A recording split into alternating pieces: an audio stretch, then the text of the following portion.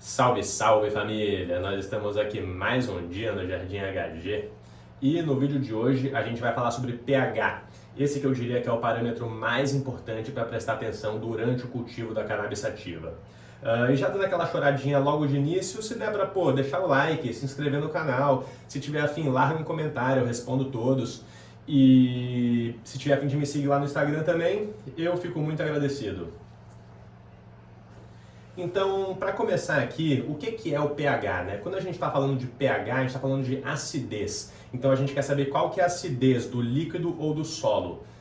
O pH, ele tem uma escala que vai de 0 até 14, né? Sendo 0 o mais ácido e 14 o mais básico, ou mais alcalino.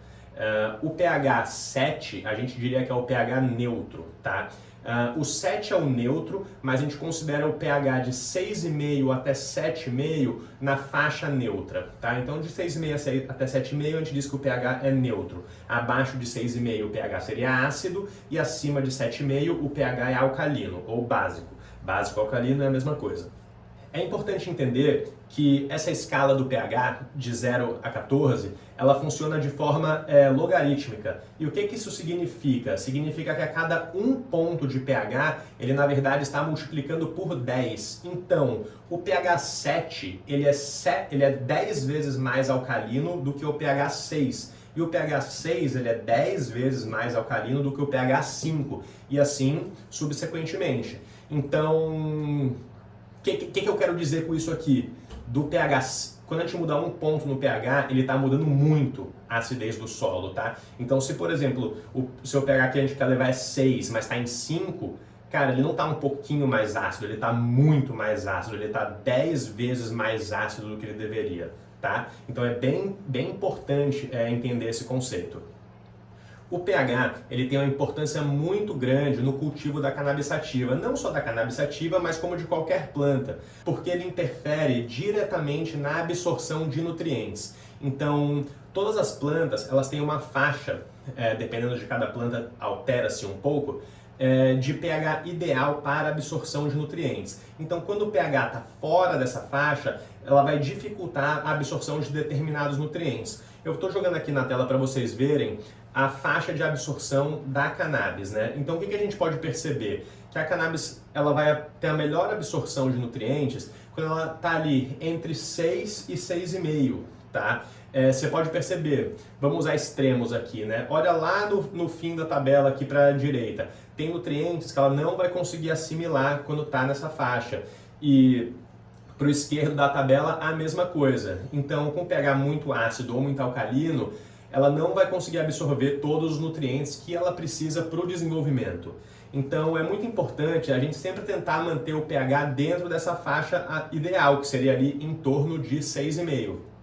Essa faixa ideal de pH, ela vai variar um pouco de acordo com o substrato que a gente está levando, tá? Então, se a gente faz um cultivo em substrato inerte, né, com fertilizante mineral, podendo ser o substrato ali coco, perlita, turfa, lã de rocha, a gente acaba utilizando um pH um pouco mais ácido na solução, tá? Então, vai ter essa pequena variação. Quando a gente trata dessa forma de cultivo que eu citei agora, o pH ideal vai ser de 5,8 até 6, podendo chegar até 6,2, mas eu diria que se manter entre o 5,8 e o 6 é uma faixa excelente para absorção. Quando a gente está falando de um solo orgânico, né, carregado em matéria orgânica, então com humus, com composto, com os farelos, esse tipo de coisa, a planta prefere um pH um pouquinho mais alcalino. Então ele continua sendo um pH mais pro ácido, mas ele é mais alcalino do que a gente usa num cultivo inerte, tá? Então a gente vai querer um pH ali de 6 até, eu vou dizer, 6,8, assim. Então vai ser um pH ali de levemente ácido até neutro, né? Mas eu não recomendaria passar o pH acima do 7. Existem algumas formas diferentes de se medir o pH, né? Então eu estou mostrando esses 3 aparelhos aqui, que são aparelhos que medem o pH da solução, né, da água. Além disso, existem medidores de pH que você consegue cravar ele direto no solo, tá? Pela minha experiência, né, ainda mais quando a gente está falando de pH-metros baratos, eu não recomendo esse de enfiar no solo. Eu não acho que ele é tão preciso. Se for um desses de enfiar no solo de alto nível, aí sim pode ser bem interessante, tá? Mas eu prefiro esses aqui, que são medidores de solução, tá? Então com eles eu consigo medir o pH da solução. Tá, mas e como é que eu vou fazer para saber o pH que está dentro do solo, né? Então a gente tem que medir o runoff. O que é o runoff? É aquela água que sai por debaixo do vaso depois que a gente rega o vaso. Então, a gente vai, por exemplo, regar o vaso até escorrer água por baixo, coletar aquela água e medir com um pH-metro desses, né? Aí a gente vai saber como está o pH dentro do solo. E ele vai dar uma leitura para a gente relativamente precisa. Falando aqui de um substrato orgânico, tem algumas maneiras, né, da gente fazer essa correção de pH caso seja necessário, caso esteja fora dessa faixa que a gente julga ideal. Se o pH está muito ácido e a gente precisa deixar ele mais básico ou alcalino, então a gente precisa subir o pH, então a gente pode usar cal ou calcário, a gente pode diluir em água, fazer uma solução e jogar, que ele vai elevar o pH e deixar um pouco mais básico o pH do solo. Se a gente precisa fazer o contrário, né, então descer o pH, se ele está muito básico, a gente precisa deixar ele mais ácido, a gente pode usar, por exemplo, vinagre ou suco de limão, até mesmo suco de limão, para fazer uma solução em água e aí jogar no solo. Você, pelo amor de Deus, não vai jogar vinagre puro no solo que vai deixar extremamente ácido, né? Então a gente dilui em água, você pode usar inclusive um medidor desses para ver quanto ficou a solução, o pH da solução e fazer a rega com esse pH, tá? Com o pH adequado. É interessante entender aqui que quando a gente quer fazer uma correção de pH, a gente não quer usar o oposto do pH que está no solo. Então, por exemplo, né, vamos dizer que a gente quer manter o pH em 6. A gente faz uma rega e viu que o runoff, o pH está saindo com 7, né? Então tem que abaixar um ponto de pH. Qual que é a ideia aqui? A ideia não é, por exemplo, fazer uma solução com o pH 5 e jogar, né, pensando, vou fazer com 5, né, para jogar e estabilizar no 6, ali no meio termo. Não é muito... Daria certo? Daria certo. Mas não é o ideal, porque esse tipo de coisa gera estresse na planta, né? A planta ela não gosta de grandes oscilações. Então, o que seria o ideal? Seria fazer uma solução com o pH 6, com o pH que a gente quer atingir, e regar com essa solução. Nem que você precise regar com um volume maior de água, né, para escorrer bastante água por baixo e ajustar o pH. Inclusive, para quem não viu o vídeo que eu soltei sobre flush algumas semanas atrás, vai lá e assiste porque eu trato bem sobre essa questão. Quando a gente está falando de um cultivo hidropônico, ou seja, né, um cultivo em meio inerte, pode ser direto na água ou pode ser no coco, como eu citei anteriormente. Geralmente a gente não vai usar cal, vinagre, esse tipo de coisa, porque já que a gente já não é um cultivo orgânico, na maioria das vezes, a gente não vai se incomodar em usar compostos não orgânicos. Então o que eu recomendo, que é o que eu uso, são aquelas soluções pH up e pH down, uma baixa e outra aumenta. O pH up e o pH down, eles são extremamente ácidos e básicos. Então, é importante entender que assim, um pinguinho na solução já vai alterar muito. Então tem que ficar bem atento com o pH da solução, né? Uma coisa interessante é que o quê? Não é muito legal pingar esses pH up and down direto na solução final. Porque se você pingar, inclusive você vai perceber que muitas vezes tem um brilho azul na hora que ele entra em contato com a água. E o que é isso? Isso é rolando uma reação química ali na sua solução. Então o ideal é o que? É você dilui ele um pouquinho em água antes, então você vai pingar ali quantas gotinhas forem num jarrinho d'água, num copo de água, e aí você mistura esse copinho de água no resto da solução grande que está sendo preparada ali, beleza? Eu estou aqui com alguns modelos, né, de pH-metros que eu já usei, que eu tenho aqui, e eu quero fazer algumas considerações sobre eles para vocês, tá? Então, esses dois pH-metros aqui são pH-metros bem baratos. Esse só mede pH e esse é um multiparâmetro, né? Então, esse também mede EC. São bem baratos, são chineses. Esse aqui eu não tive uma boa experiência e esse aqui eu tive uma ótima experiência, tá? Eu diria que isso aqui é sorte, né? Porque são equipamentos assim, né, um pouco mais vagabundos.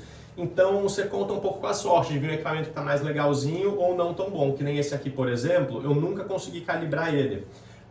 Esse tipo de equipamento, ele mede certinho. mas ele descalibra muito rápido. Então a calibração tem que ser constante, tá? Eu diria que tem que ser no mínimo uma vez por semana, mas o ideal é toda vez antes de você usar ele, você pelo menos fazer um teste para ver se ele está medindo de acordo. Eles usam essas soluções calibradoras, né? Então esses aqui são sachês com pó aqui de solução calibradora 4.01, 6.86 e 9.18, que são muito comuns. Então você tem que constantemente fazer a calibração neles para manter eles calibrados. Mas quando recém-calibrados, eles funcionam muito legal, tá? Eles são bem baratinhos, vale realmente muito, muito, muito a pena o investimento.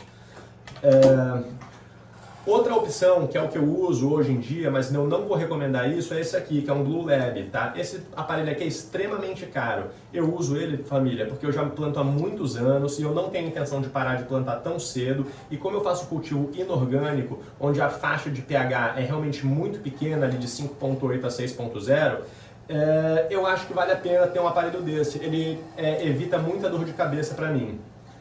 Então, família, eventualmente, se suas plantas estão apresentando alguma forma de deficiência, né, ou toxicidade, e você sabe que seu substrato está legal, você fez um substrato bem adubado, que não está faltando nada, ou se você está usando um substrato inerte, você sabe que o fertilizante que você está botando ali, ele tem todos os nutrientes necessários para o desenvolvimento da planta, tem grandes chances do problema ser o pH fora da faixa. Então, vamos lá, né? Você tem todos os nutrientes no solo, você tem tudo que você está precisando ali, mas o pH está fora. Então, o que acontece? Como a gente viu lá no começo, a planta não consegue absorver determinado nutriente. Então, por exemplo, né?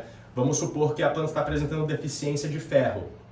Mas se o pH está fora da faixa e ela não vai conseguir absorver o ferro ali, não interessa o quanto de ferro vai ter no seu substrato ou na sua solução nutritiva, porque ela não vai conseguir absorver e ela vai criar uma deficiência desse nutriente, entende? Então eu diria assim, né, se você tem a consciência que seu substrato está legal, está maneiro, está completo, seu sistema de nutrição está completo e está apresentando deficiências, família, 95% das vezes vai ser ou pH fora da faixa ou EC fora da faixa. EC eu ainda vou tratar em outro vídeo, né, que é a salinidade. Mas, então, fiquem bem atentos com isso, porque realmente influencia muito, muito mesmo. É realmente o fator mais importante, assim, né, para você prestar atenção durante o seu cultivo. É muito comum no substrato orgânico, tá? Se você está fazendo uma adição de fertilizante, ele começar a ficar mais ácido, né? Então o pH vai começar a cair. Se isso começar a acontecer, pode ser interessante fazer alguma correção ali, como eu mencionei, com cal, calcário, até mesmo bicarbonato de sódio. E num substrato inerte, né, sempre muita atenção, porque a faixa é muito pequena, ali de 5.8 a 6.0, 6.2 no máximo, tá? Então tem que ter um monitoramento constante. Prestem atenção no pH, que seu cultivo vai melhorar bastante se você não está prestando atenção nisso hoje. Eu espero que o vídeo tenha ajudado vocês. Pô, se você ficou aqui até agora e não deu o like, porra, me dá essa moral, larga esse like. E tamo junto, família. Demorou? É nóis!